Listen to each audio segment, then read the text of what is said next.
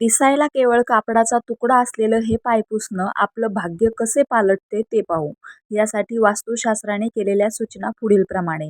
1. घराच्या मुख्य दरवाजाशी अंथरलेले पायपुसणे हलक्या हिरव्या रंगाचे असावे, मात्र काळ्या किंवा गडद रंगाचे असू नये.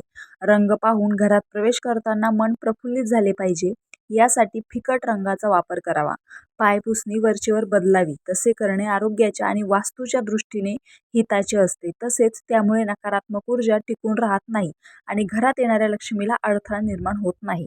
घरातील नकारात्मक शक्तींचा नाश करण्यासाठी पायपुसण्याखाली तुरटी ठेवावी. तुरटी पाण्यात फिरवली असता जसे पाणी शुद्ध होते, तसे पायपुसण्याखाली तुरटी ठेवली असता घरातले वातावरण स्वच्छ, शांत आणि सकारात्मक राहते. त्यामुळे देखील घरात येणाऱ्या मिळकतीचा अर्थात पैशांचा योग्य विनिमय होतो आणि घरात पैसा टिकतो. कुटुंबातील कलह दूर करण्यासाठी कापडाच्या वळ्या कापडात बांधून पायपुसणीच्या खाली ठेवा. कापरामुळे वातावरण शुद्धी होते, नकारात्मक ऊर्जा नष्ट होते आणि घरातील कलह मिटतात. ज्या घरात कलह कमी होतात तिथे लक्ष्मी दीर्घकाळ मुक्काम करते. घराचा उंबरठा तुटला असेल तर तो ताबडतोब दुरुस्त करावा. त्याला भेग पडलेली असणे अशुभ मानले जाते. उंबरठा सुयोग्य स्थितीत असावा आणि त्याला लागूनच आयताकृती पायपुसणे टाकावे, असे वास्तुशास्त्र सांगते.